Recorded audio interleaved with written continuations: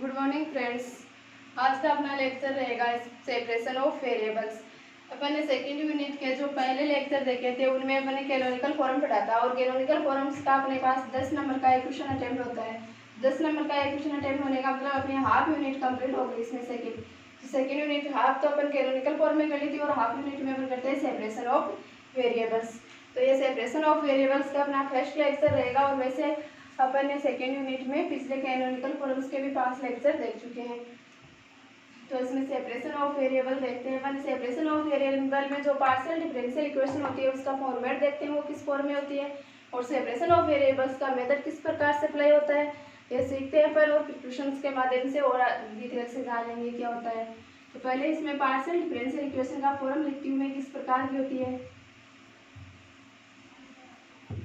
Partial differential equation, इसमें partial differential equation होती है R R plus S S plus T T plus T P plus Q Q plus Z Z equals to function of X comma Y. इस format में इसमें partial differential equation होती है। इसमें R S T P Q और Z dependent variables होते हैं। R S T P Q and Z are independent variables. Are independent variables, ये तो क्या है सॉरी इंडिपेंडेंट नहीं डिपेंडेंट वेरिएबल्स हैं जो किस पर निर्भर करते हैं एक्स और वाई पर निर्भर करते हैं। एंड फंक्शंस ऑफ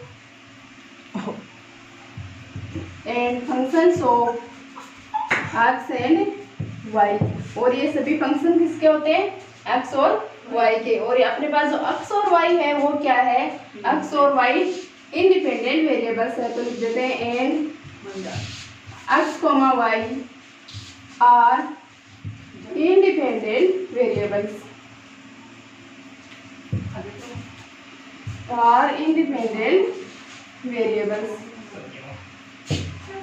तो ये तो क्या होगी पार्शियल डिफरेंशियल इक्वेशन का फॉर्म हो गया। पार्शियल डिफरेंशियल इक्वेशन का फॉर्म होता है R R plus S S plus T T plus P P plus Q Q plus Z Z equals to function of X Y. और यहाँ पर P Q R S T क्या होते हैं dependent variables होते हैं और ये डिपेंडेंट किस पर करते हैं एक्स और वाई पर। क्यों? क्योंकि ये फंक्शन किसके हैं एक्स वाई के, तो एक्स वाई के फंक्शन है इसका मतलब एक्स वाई पर डिपेंड करते हैं। और एक्स वाई क्या हो गए यहाँ पर इंडिपेंडेंट वेरिएबल्स हो गए। ये तो फॉर्म होगी। अब सेपरेशन ऑफ वेरिएबल्स इसमें अप्लाई कैसे करेंगे उसके लिए अपन क्या लेते हैं उसके लिए हम लेते हैं लेट जेड। जेड किसका फंक्शन है एक्स और वाई का, इसको अपन मान लेते हैं X comma X into Y function of Y, यानी एक्स एक्स का फंक्शन है और वाई वाई का फंक्शन है। तो जेड इक्वल टू ये मान लेते हैं अपन एक्स एक्स का फंक्शन होगा और वाई वाई का फंक्शन होगा।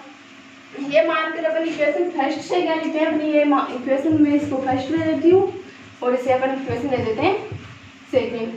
तो फ्रॉम इक्वेशन फर्स्ट से अपन क्या निकाल लेते हैं इक्वेशन फर्स्ट से निकाल लेते हैं 1/x F D X equals to 1/y G D डेस वाई इक्वल टू अपन ले लेते हैं लेमडा से। तो यहाँ पर d क्या है और d डेस क्या है। d इक्वल टू तो होता है derivation of x d upon D x यानी x के सापेक्ष डेरिवेशन, और d डेस इक्वल टू क्या होता है d डेस इक्वल टू होता है d अपॉन डी वाई यानी y के सापेक्ष डेरिवेशन। तो ये अपन इससे निकाले थे इक्वेशन फर्स्ट और सेकंड दोनों का यूज करेंगे तभी जाकर के ये इक्वेशन अपने पास बन जाएगी। अब ये इक्वेशन अपने पास बन गई इक्वल टू लेमडा आ गया, इससे दो डिफरेंशियल इक्वेशन बन जाएगी और उन दोनों डिफरेंशियल इक्वेशन को अपन सॉल्व करके इंटीग्रेशन वगैरह करके एक्स और वाई का मान निकाल कर इस इक्वेशन सेकेंड में पुट कर देंगे तो अपना सॉल्यूशन आ जाएगा। कई क्वेश्चन में बाउंड्री कंडीशंस दी होती है तो उन बाउंड्री कंडीशंस के आधार पर अपन एक्स वाई का मान निकाल लेते हैं और कई क्वेश्चन विदाउट बाउंड्री कंडीशंस के होते हैं तो उसमें बाउंड्री कंडीशन लगाए बगैर अपन एक्स वाई का मान निकाल के इसमें पुट कर देते हैं। तो एक्स वाई की वैल्यू निकालनी है और इक्वेशन सेकंड में पुट करनी है, वो अपना फाइनल सॉल्यूशन होगा। तो ये अपन ने देख लिया डी अपॉन डी एक्स, तो डी होता है और डी डेस क्या होता है डी अपॉन डी वाई। ये तो इसका मेथड रहेगा सेपरेशन ऑफ वेरिएबल का। कुछ नहीं है मेथड में क्या करना है, पहले तो लेट यानी मानना है जेड इक्वल टू, जिस पर जेड डिपेंड कर रहा है एक्स वाई पर डिपेंड कर रहा है तो एक्स वाई के तो फंक्शंस मान लेंगे। अब अगर मान लो कि ये एक्स और टी पर जेड डिपेंड करता है, यानी एक्स फंक्शन होता, जेड फंक्शन होता एक्स और टी का, तब अपन क्या फॉर्मेट में मानते हैं, तब मान लेते हैं कि x function of X into T function of T, यानी टी किसका फंक्शन है, टी का, और एक्स किसका फंक्शन है, एक्स का। तो ये डिपेंड करेगा कि अपनी जो पार्शियल डिफरेंशियल इक्वेशन दे रखी है वो फंक्शंस एक्स वाई के हैं, एक्स टी के हैं, वाई टी के हैं, टी वाई के हैं, जो भी हैं उसके आधार पर अपन ले लेंगे, इसको जूम कर लेंगे। तो देखते हैं क्वेश्चन अपन क्या है, by separation of variables, separation of variables के द्वारा सो दैट दिखाना है अपने को the one dimensional wave equation, जो वन डायमेंशनल वेव इक्वेशन दे रखी है उसको सेपरेशन ऑफ वेरिएबल्स से शो करके अपने को क्या सॉल्यूशन निकालना है, सॉल्यूशन ऑफ द फॉर्म, किस फॉर्म में सॉल्यूशन आना चाहिए, A exponential plus minus iota N X plus minus iota N C T, where जहाँ पर ए और एन क्या है, A and N are constant, A और एन क्या दे रखा है अपने को, कांस्टेंट दे रखा है। तो इसका अपन वेरिएबल ऑफ सेपरेशन मेथड से सॉल्व करेंगे। तो किस प्रकार से करेंगे, वेरिएबल ऑफ सेपरेशन मेथड से, वो अपन ने पहले सीख लिया था। तो सॉल्व करते हैं, देखते हैं सॉल्यूशन।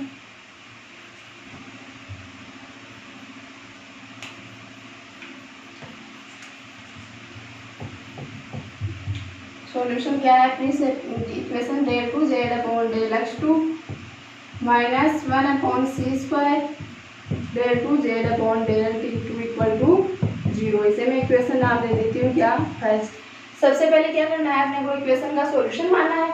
तो let the equation first is solution, तो इसका सॉल्यूशन अपन मान लेंगे, let the solution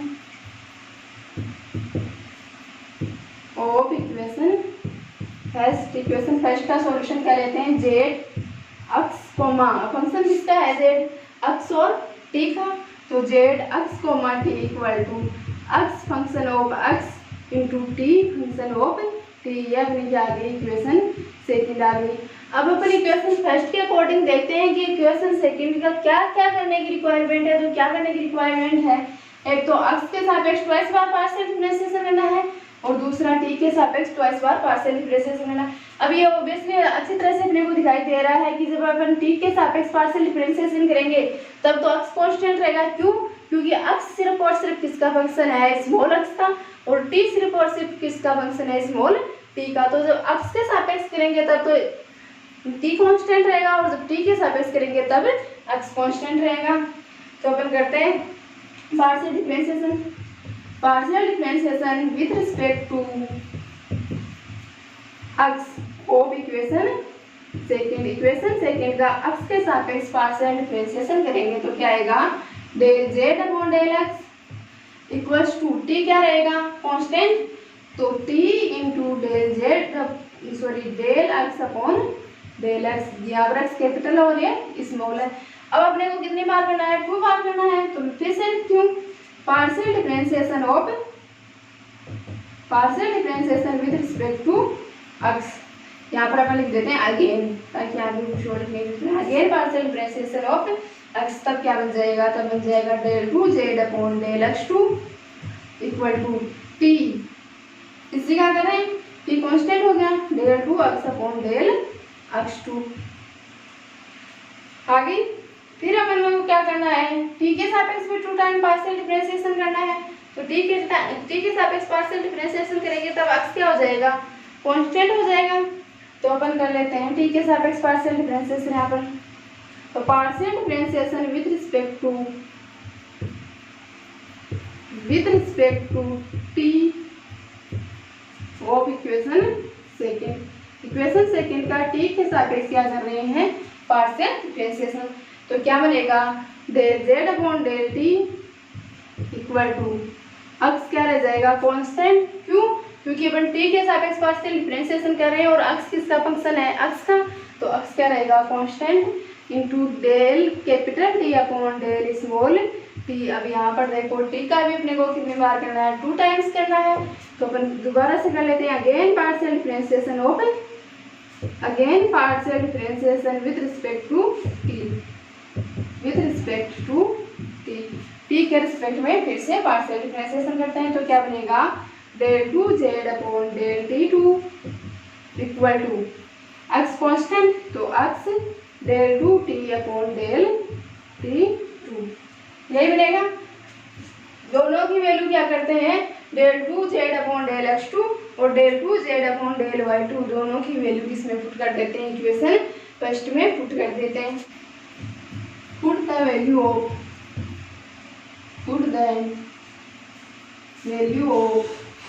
del two Z upon del x two del two Z upon del T two in equation first में क्या करते हैं, del two Z upon del x two और del two Z upon del T two की value put कर देते हैं। तो इनकी वैल्यू पुट करने पर क्या आएगा अपने पास, del two Z upon del x two की वैल्यू क्या आएगी, T into del two x upon del x two, sorry यहाँ पर स्मॉल एक्स है, माइनस 1 अपॉन सी स्क्वायर था into del two Z upon del T two की क्या आई थी X into del two T upon del T two, ये आई थी इक्वल टू 0। अब इनके इक्वल अपने माना था अगले इक्वेशन में इक्वल टू लेमडा, तो उस लेमडा की जगह पर क्या मान लेंगे वो देखना, T into del two x upon del x two equal to 1 upon C square into X del two T upon del T two equal to अपन लेमडा माने, इससे पहले अपन टी वाले फंक्शंस को एक साइड कर लेते हैं और एक्स वाले फंक्शंस को एक साइड कर लेते हैं। तो अगली स्टेप क्या रहेगी, अपने अगली स्टेप रहेगी एक्स को इधर लेकर आती हूँ मैं, तो 1 upon X del two x upon del x two equal to 1 upon C square into 1 upon T, चला जाएगा into del two T upon del T two, ये होगा। अब इसके इक्वल में क्या मान लेती हूँ, इसके इक्वल अपन मान लेते हैं माइनस एन स्क्वायर से, ये अपन ने माना है। तो दोनों के इक्वल माइनस एन स्क्वायर हो गया, माइनस एन स्क्वायर दोनों के इक्वल लेकर दो अलग अलग पास और डिफरेंशियल इक्वेशन बना करके अपन इसको सोल्व करेंगे इंटीग्रेशन के माध्यम से। तो देखते हैं 1 upon X del two x upon del x two plus N square equal to minus N square था, तो वो इधर आगे क्या हो गया प्लस का हो गया, plus N square equal to 0। ये इक्वेशन अपने पास कौन सी आ गई, इक्वेशन नंबर 3। ऐसे इक्वेशन 4 क्या बनेगी, 1 upon C square into T del two T upon del T two plus N square equal to 0। ये इक्वेशन क्या हो गई अपने पास 4। एक बार इक्वेशन 3 को लेकर सॉल्व कर लेंगे और एक बार इक्वेशन 4 को लेकर सॉल्व करेंगे। इक्वेशन 3 को लेकर सॉल्व करेंगे तो एक्स की वैल्यू आ जाएगी, 4 को लेकर सॉल्व करेंगे तो क्या आ जाएगी, टी की वैल्यू आ जाएगी। तो मैं लेती हूँ फ्रॉम इक्वेशन 4, सॉरी इक्वेशन 3 लेते हैं पहले, फ्रॉम इक्वेशन 3 यानी इक्वेशन 3 को सॉल्व करते हैं। 3 को सॉल्व करेंगे तो क्या होगा, 1 अपॉन एक्स को मल्टीप्लाई कर देते हैं तो del two x upon del x two plus N square x equal to 0। आगे इसकी क्या लिखते हैं अपन, ऑक्सिलरी इक्वेशंस। तो ऑक्सिलरी इक्वेशन देखते हैं,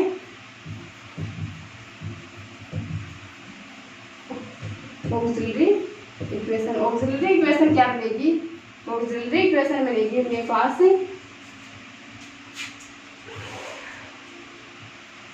D square plus N square into X equal to, sorry auxiliary equation क्या मिलेगी, ऑक्सिलरी इक्वेशन डी स्क्वायर की फॉर्म में नहीं मिलेगी, ऑक्सिलरी इक्वेशन मिलेगी, इसको ले लेते हैं m square plus N square equal to 0।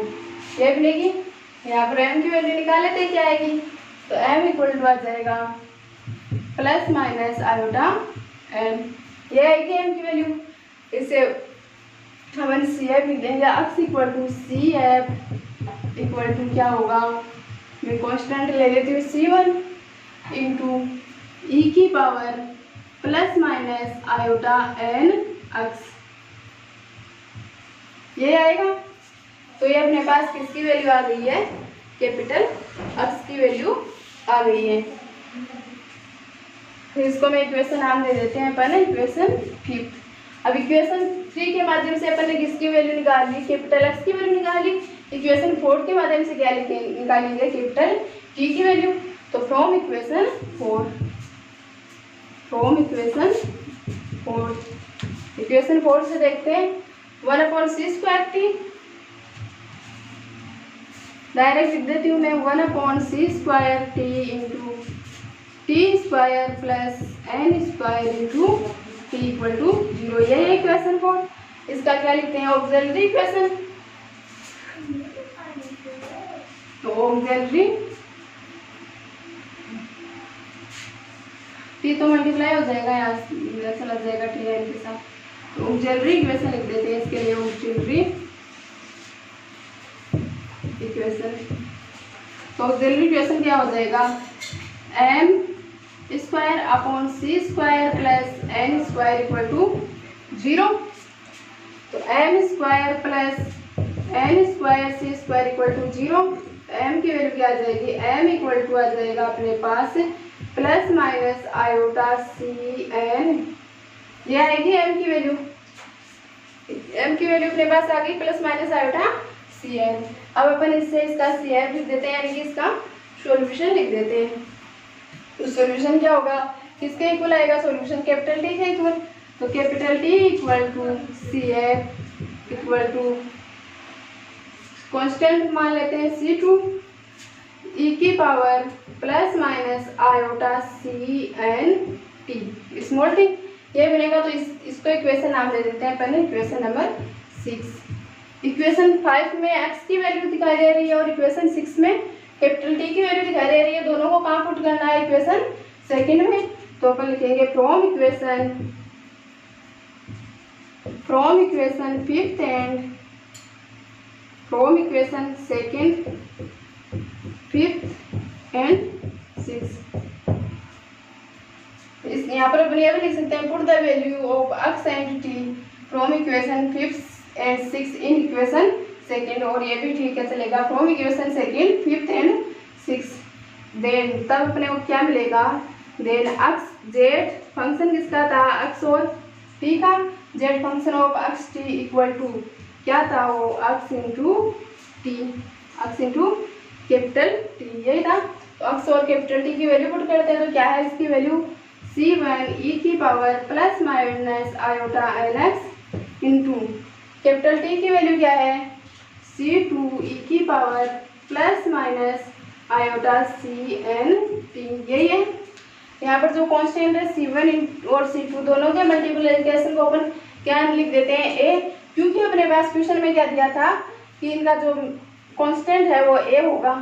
तो c1 एंड c2 को अपन क्या मान लेते हैं, कांस्टेंट a मान लेते हैं। और कांस्टेंट कुछ भी दे सकते हैं, इसमें दो कांस्टेंट का मल्टीप्लाई जरूर कोई ना कोई कांस्टेंट ही होगा। z इक्वल टू क्या आ गया था अपने पास, c1 इंटू c2 e की power plus minus iota nx into e की power plus minus iota nc t, यही था। c1 इंटू c2 के मल्टीप्लिकेशन को अपन क्या बोल रहे हैं, a बोल रहे हैं। तो z इक्वल टू क्या हो जाएगा, a इंटू एक्सपोनेंशियल, e का मतलब एक्सपोनेंशियल ही होता है। एक्सपोनेंशियल दोनों मल्टीप्लिकेशन में है तो अपन जानते हैं बेस सेम होने पर पावर क्या हो जाती है, ऐड हो जाती है। तो बेस सेम है तो क्या बन जाएगा, plus minus iota nx plus minus iota nc t। तो यहाँ पर a और n अपना क्या बता रखा था क्वेश्चन में, कांस्टेंट बता रखा था। और c भी अपने पास क्वेश्चन में ऑलरेडी दिया हुआ था जो कांस्टेंट के रूप में काम कर रहा है। तो क्या हो गया, अपना क्वेश्चन का फाइनल सॉल्यूशन आ गया। क्वेश्चन में अपने को ये बोल रहा था कि ये शो करके दिखाओगी z equal to a into exponential plus minus iota nx plus minus iota nct। तो इसमें अपन ने वेरिएबल ऑफ सेपरेशन का मेथड जान लिया और उस पर आधारित एक क्वेश्चन कर लिया, जिसमें क्या है, कोई बाउंडेशन नहीं दे रखी है कि x को कहाँ तक लेना है, y को कहाँ तक लेना है या t को कहाँ तक लेना है, z को कोई बाउंडेशन नहीं दे रखी है। विदाउट बाउंडेशन का अपन ने क्वेश्चन देख लिया। अब अगले वीडियो में अपन बाउंडेशन का क्वेश्चन देखेंगे कि बाउंड्री कंडीशन दे रखी हो तब अपन क्वेश्चन को कैसे सोल्व करते हैं।